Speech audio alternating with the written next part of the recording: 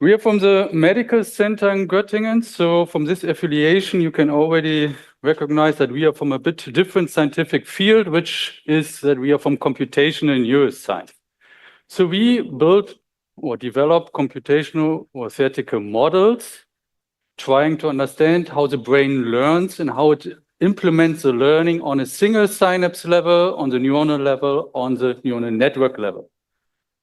And of course, for this, we take experimental data from neuroscience on the one hand, for instance, molecular data about protein positioning and dynamics, while on the other hand, also behavioral neuroscience data, like how does an animal learn, how does it memory things, how does it forget things. So we take all this data, try to develop models out of it, and to understand and extract the basic principles underlying the ability of the brain to learn.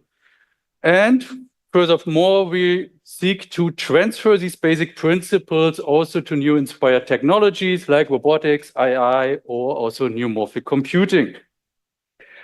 And today I will talk about two examples from my lab where we try to transfer from the experimental neuroscience via our computational modeling towards new inspired technologies like neuromorphic computing. With the first part being what you heard now, I think 2 times already about the multi-timescale plasticity. And the second part will be more about the neuronal heterogeneity and what is implication on the computation in recurrent neural network. Both parts are based on our big collaborative research center in Göttingen, where we, together with about 25 other labs, try from the University of Göttingen, from Max Planck Institutes and other universities, try to understand how does the biological synapse function, how does it work, to get at the end some computational models of synaptic dynamics. And of course, these kind of computational models are then interesting for the research communities, of course, on the one hand, on the neuroscience communities, but also for artificial intelligence as well as for neuromorphic computing. So if we have a closer look, what is a biological synapse? So in the textbook, so to say, as I guess you all know, so if a presynaptic neuron provides an action potential, it comes via the axon to the synapse, where it basically this action potential pushes synaptic vesicles towards the membrane such that the neurotransmitters inside are put into the synaptic cleft, diffuse via the cleft to dock to some receptors or channels, and here they open, so ions can flux in. We get our signal, our change in the membrane potential at the postsynaptic site, which is here basically like a so-called EPSP. And now synaptic plasticity, what this does is basically change the amplitude of this signal, this EPSP signal. So meaning, of course, if you increase this amplitude, then the next time the presynaptic neuron will spike, the influence on the postsynaptic neuron is bigger, so you have a higher chance that the postsynaptic neuron is also spiking. And considering already this very textbook kind of general principles, we see what we don't see here is like we don't have any error signal like in backpop. We don't have any specific training or inference phase. Yeah? So it's an always continuous, ongoing dynamics, ongoing learning dynamic with local variables. Yeah? So we have only access to the pre and postsynaptic neuron. So our synapse here doesn't know what the synapse over here is doing. Yeah? They don't directly influence each other. And of course, it's a very noisy environment leading to low precisions. Now, if we have the standard, again, kind of textbook LTP protocol, so synaptic plasticity, LTP means a long-term potentiation, so an increase. We see that the amplitude of this EPSP, so if we apply here the errors, certain presynaptic activities, here about 100 Hertz spike trains, we see this full cycles that we get an increase in this Z amplitude of the EPSP. Now, after plasticity triggering, we see already, okay, it stays for a certain time at that level, but one can perhaps imagine already, here over hours, it is already declining a little bit. And a more comprehensive overview shows that, yes, indeed, after LTP induction, we have different experiments show different kind of time scales, how long it takes until this LTP event, so the change in the synaptic rate, decays over time. On the one hand, we have here many synapses showing a very fast decay, meaning on its timescale of a few hours, which is often associated to so-called early phase LTP or synaptic plasticity.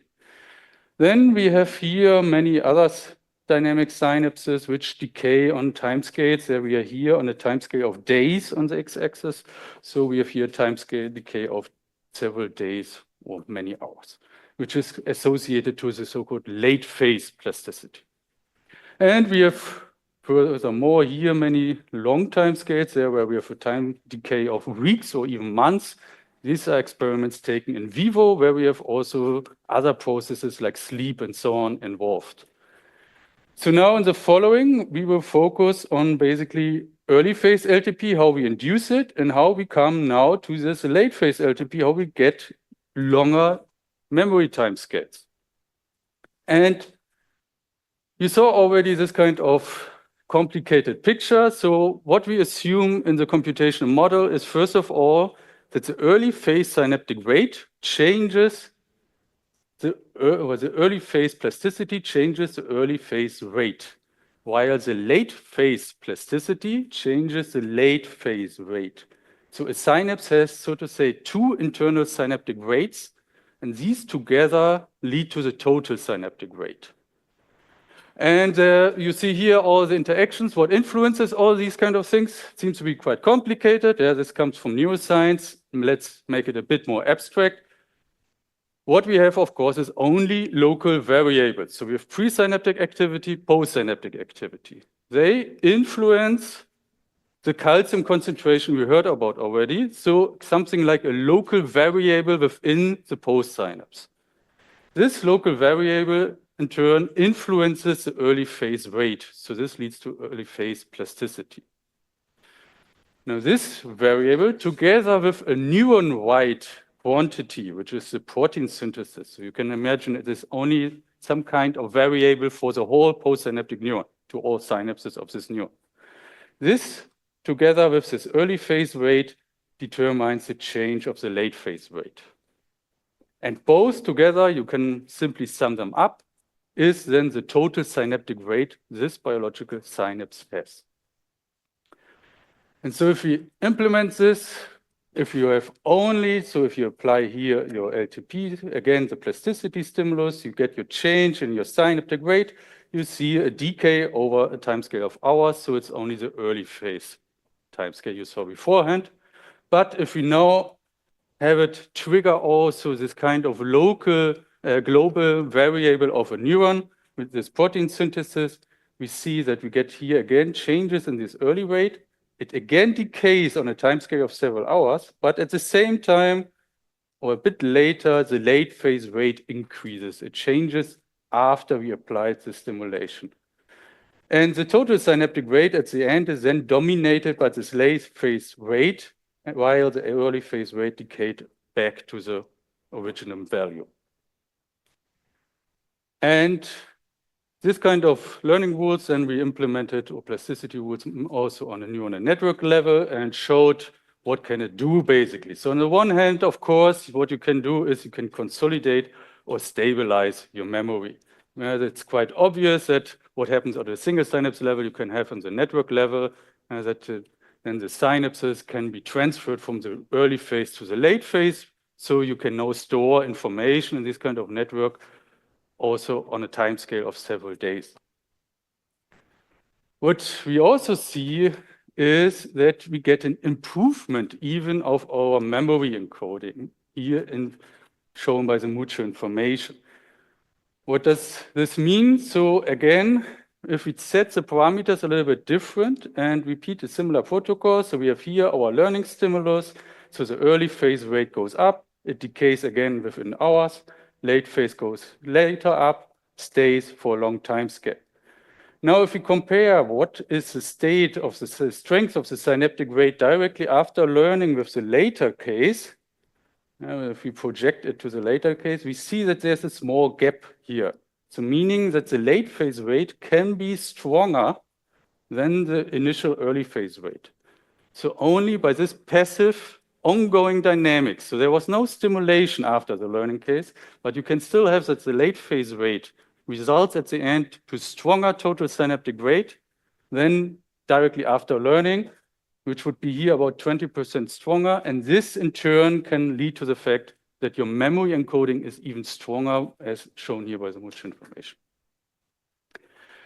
And we can also prime memory representations. What the heck does this now mean? This comes now from psychology. So after this conference, I guess at the weekend, you come back home and your fridge is likely empty. So you have to go and buy some food at some point. So if you're in Germany, of course, you have these different brands. I guess in the different countries, you know all your brands. Yeah, we know them by heart because we have grown up with them. So they are definitely stored in our long-term memory. Now, what on Saturday, perhaps when you're back home, yeah, you are sitting at home listening to, perhaps to the radio or something like this. Nice music, and then comes this annoying advertisements because they want to push you to go to them to shop the food. Why do they do this? I mean, you wake up, you drink your coffee, you want to go shopping hours later. Yeah, so why do you care now? Because they prime you. Meaning that they, so here we have listened to the advertisements, and even hours later, the chance that this kind of supermarket is activated. If you now think about, now it's getting late, I have to go get some food, where should I go? Then, because you heard hours beforehand this advertisement, now perhaps this supermarket pops up in your mind. And these kind of models, these multi-timescale models show your long-term memory about the different supermarkets is in the long-term synaptic rates. Now your early synaptic rates, they are basically free. Eh? They decay to the base level back, but now they can be used to basically store hidden in the system. I heard this advertisement.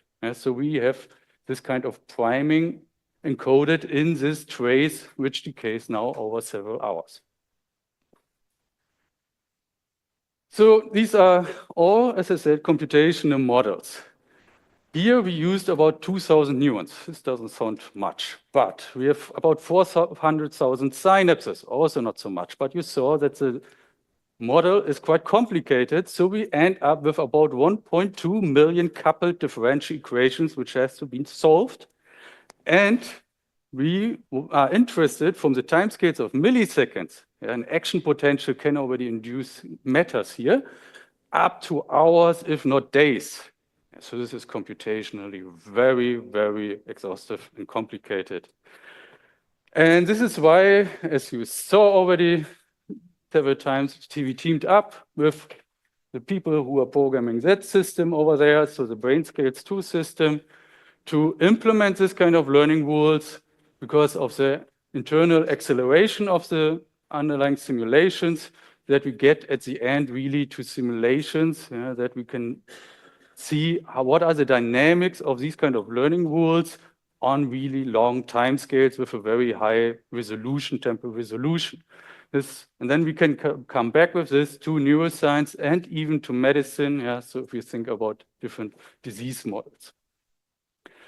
Furthermore, we work together with the COVI lab from the University of Groningen. They implemented a CMOS-based implementation of this kind of learning rule, this multi-timescale rule. But here the goal is a completely different one, not to speed it up, but to have at the end some optimized hardware, which is as slow as the human brain. So that we have here an optimized hardware, which now can store in a continuous learning paradigm information for even hours or days. So this is basically what we about the multi-timescale plasticity. Yeah, you see it has several advantages, but it's quite demanding. In the second part of my talk, I will go a bit of a different direction, which is about neuronal heterogeneity. So today, in the morning, my 4-year-old son was discussing with me what he would like to have, what kind of new cool Lego stuff for his birthday, which is in September, but we have to plan ahead, of course. Which is also interesting because he has already all the old Lego from my childhood, so 35 years old Lego. It's a lot, but what is then really impressive is if we buy him something new, that this new Lego perfectly fits to the old Lego, because they have a very, very high precision in the production line. It perfectly fits a Lego brick from 35 years ago with Lego brick today. And this is something humans tend to do if we want to build something, whether it's a house, Lego particles, bricks, or computer chips. We also heard about we want to be as precise, as controlled as it can be. We want to control every parameter. It would be good if every parameter is even the same in a computer chip and so on. The brain is completely different.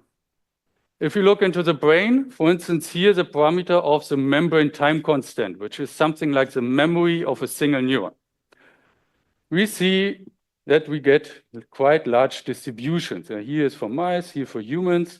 Of course, we see on average, okay, could be here about 10, 15 milliseconds, but we see that the distribution is at about at least 2 orders of magnitude.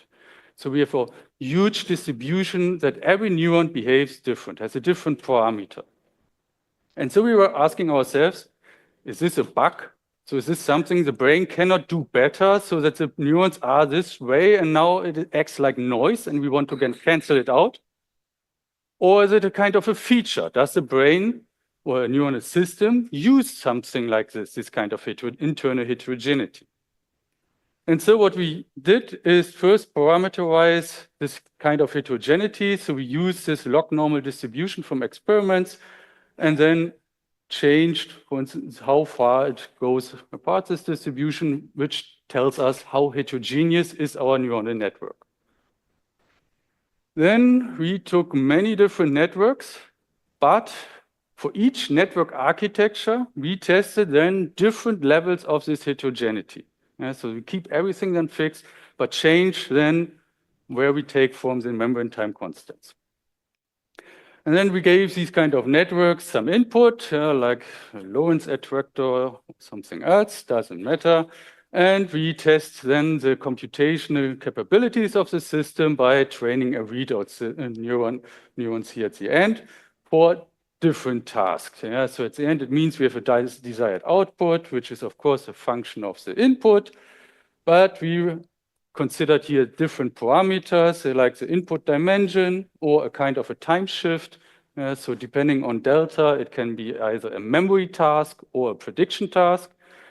And we have also different nonlinearities here. This is one example. So if you train the system for a certain task, for the different heterogeneity levels and different color codes, you see in training, everybody is quite well. And in the test phase, then you see some deviations already. But the good thing is with this kind of parameterization we have here, now we can change the different parameters and test now what is the impact of this heterogeneity on all kinds of different tasks. And not only on one task, because for one task it can be anything. And so here we now tested what is the impact of heterogeneity for about more than 400 different tasks. And so we get here the performance of the network if it's homogeneous, so every neuron behaves the same, and here with heterogeneous neurons. Of course, it's if we have the identity line, if we are above it, heterogeneity helps. If we're below, heterogeneity worsens the system. And we have somewhere some chance levels.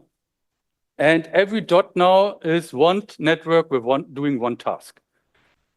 And this is what comes out of it. So we have, of course, if we have a low level of heterogeneity, so these are the light dots, then we are, of course, close by the homogeneous case. But the more heterogeneous the system is, we see the more we go up to this direction where we see the score improves. So computation becomes better with the system doing all these different tasks. This is for weight-coded neurons. This is for spiking neurons. There we see the effect even stronger. So here we really see heterogeneity really, in most cases, helps. and improves the task performance. Of course, then you can ask, okay, what is with the different hyperparameters? Did we optimize the system? Blah, blah, blah. No, we didn't so much. Yeah, so if we change, for instance, the average recurrent gain of the recurrent network, still we see the effect that if the system is very heterogeneous, it is much better than a homogeneous system. The same if you introduce noise, heterogeneity helps. Of course, we would like to understand also why does it help, and recurrent neural networks are kind of black boxes. It's difficult to analyze. So what we did here is a kind of a singular value decomposition, trying to understand basically how many free dimensions does the network have. So at the end, if this distribution here would be a delta peak more or less at 1, so only at 1 and nothing else, it would be every neuron is perfectly synchronized. So we have only one dimension. If this kind of distribution would be flat until n equals the number of neurons, then these neurons would all act completely independent. Everybody does something. Huh? So both are extremes we wouldn't like to have. And what we see is that what heterogeneity does, so here is a homogeneous network, heterogeneity pushes us to more higher dimensions, so to say. So we get more temporal modes in the network without overdoing it. And we can also ask the question, okay, does any kind of heterogeneity help? So we considered log normal distributions because from the experimental data. So we could also test different kind of distributions. Yeah? Let's draw how different every neuron is from a different kind of distributions. For instance, a uniform distribution, the blue one, or a Gaussian distribution. And what we see is here a big plot. So we have for different task complexities, then we have here the different color bars here every time an increase in the heterogeneity level. And you see that for the log normal case, which is here the most left one, we see the strongest effect, it behaves best.